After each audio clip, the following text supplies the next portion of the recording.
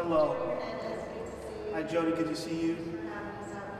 Good to be here. LeRonne Armstrong, Chief of Police, L-E, capital R-O-N-N-E, A-R-M-S-T-R-O-N-G. And Chief, I'm just wondering what your thoughts are. We understand that a number of merchants are now arming themselves. There was an alarming situation last night. What is your reaction to that? What would be your message to merchants out in Chinatown? Yeah, well, while we understand the community's concerns about the incidents that we've seen in Chinatown over the last couple of weeks, my message really is that we don't want our business owners or others to begin to arm themselves, right? We would really prefer them to be good witnesses and give us the observations that they have, share that information, call law enforcement immediately, and let OPD respond and follow up. What we really don't want to do is bring any additional issues that threaten safety into the equation. Having armed people out there tends to not be helpful. Officers sometimes have to determine who they're trying to encounter, and that also makes it unsafe for all of us. So while I appreciate those that have stepped forward and are looking to help our community members and be there and intervene, I think you can do that with your voices. You can do that with making phone calls to OPD, but allowing us to come in and respond. Particularly, we don't want people to fire weapons into our community. Right? When weapons are fired in our community, there could be unintended victims, right? People who are hit by gunfire, and we want to avoid that as much as we can. So while we appreciate people's interest in keeping their community safe, we want them to observe and report. Really, that's what we like to see, and allow OPD to collect the information that they have and allow us to follow up on those investigative tips.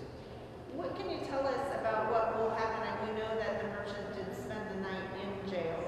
And I know his family's been very concerned. The community is concerned, saying, hey, the bad guys got away and the good guys in jail. What is going on? I mean, what kind of consequences does he face? And yeah, I think that investigation is ongoing. We continue to look into the circumstances of last night's event.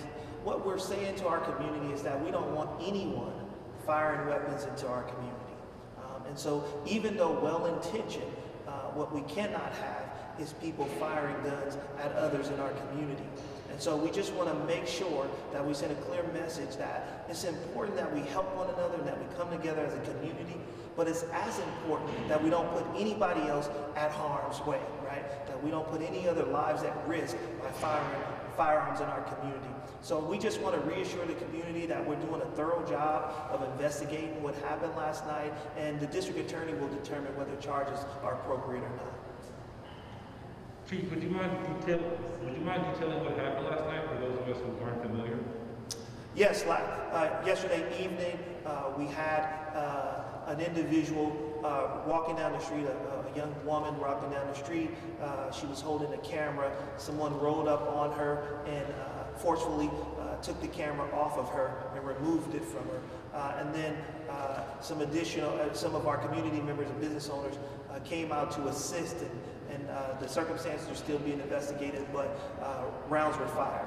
And so we're still looking into all of the circumstances around that shooting, but that's essentially what happened. And again, we discourage community members from coming out and utilizing firearms to address the issue, but we do appreciate those that are stepping forward to help keep other community members safe. But we ask you to do so in a way that's safe. Safe for not only yourself, safe for the victim of the crime, but also safe for our other community members. And so firing firearms into our community presents a potential safety risk for everybody. So we want to avoid that at all costs. so some are saying, hey, they don't have time to call the police. By the time the police would get there, there would be nothing. And if they feel a life is at risk, what are they supposed to do? And they don't feel that they're getting a quick response. Well, I think it's most appropriate to call us first and allow us to better understand what priority that call should be given. I think someone who says that a robbery in progress is our highest priority, in progress calls. So we'll get there as fast as we can. But introducing a firearm into a situation where a person's life may not be at risk is really something that we discourage. So we're talking about a different We're not talking about someone's life being immediately taken. We're talking about someone firing a weapon into the community and at that point, it didn't seem appropriate to do so. And Chief, what do you think? I mean, there's all these private security guards now out there. We heard that maybe another group would be called in that could be ready to do whatever means necessary to stop things. I mean, it seems like things are escalating, and are you worried about that? I mean, because you don't have the resources, they're calling in other resources. Yeah, I think this is why we are out in the community walking around. Our command staff was there today walking around. We want to communicate with our business owners and really advise them on how they can share the information with us so that we can respond and know who we're looking for.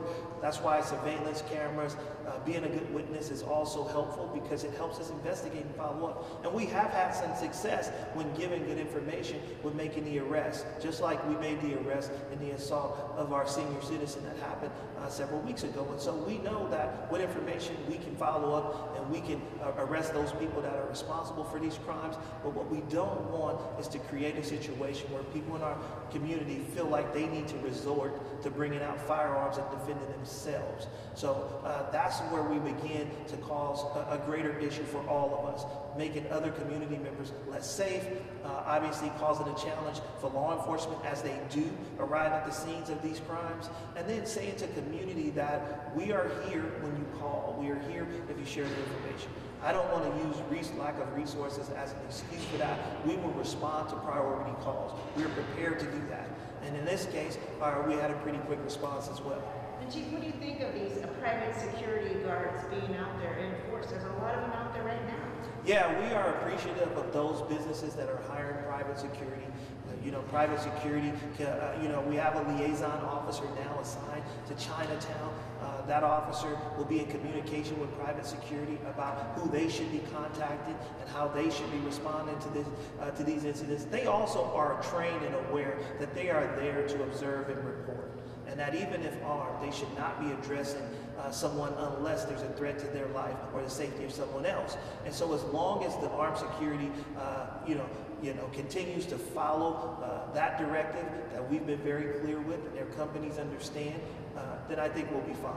And I think we can coexist. I think their presence helps. And so it's good to see them. We just want to make sure that everybody is safe and that we're not bringing in some additional firearms that might cause the community to be less safe. And so that really is my concern, whether that's security or community members. So that worries you, it sounds like. Well, it's just something that I think is about us communicating and sharing information and going out to these communities and making sure, even as more security is brought into our community, that they're clear about what OPD is asking. And your thoughts, I mean, even with all of the attention given this issue in the last several weeks, you've got your mobile command center out there, these attacks are still happening. Somebody was robbed right in the street, and roughed up. Yeah, well, these attacks are not just happening in Chinatown. These crimes are happening citywide, right? We're seeing increases in violence across the city. And so while we are bringing attention to the issues in Chinatown, we also are bringing attention to the homicides that we've seen over the weekend, to the other carjackings that we've seen out in East Oakland. So there's a serious issue across the city with an increase in crime that we're addressing across the city and not just in one particular area. I know Chinatown has been the focus, but I have to take a citywide focus of crime. I have to address crime across the city, particularly violent crime. And then the deputy chief walked through today just to get to know the merchants. Yeah, Deputy Chief Bolton, who was the newly promoted deputy chief assigned to that area, he took a walk today through Chinatown to get to know business owners and introduce himself to the community. One of the things that merchant mentioned was, or suggested during that tour, from what I overheard, is like they have these bullhorns or those Air horns. Air horns. Is that something that could be utilized, you think, instead of firing shots to alert somebody or warning, maybe sounding off an air horn? I'm open to anything that brings attention to a crime in progress. If it makes community feel safer by using the air horn, we're fine with that, but we still need to call our emergency 911 system so that our officers can respond. But bringing attention to yourself is a very important part of prevention. allowing the suspect to see that you are calling out for attention so other people can see it could be something that helps out during that situation. That's it. Thank you. Thanks.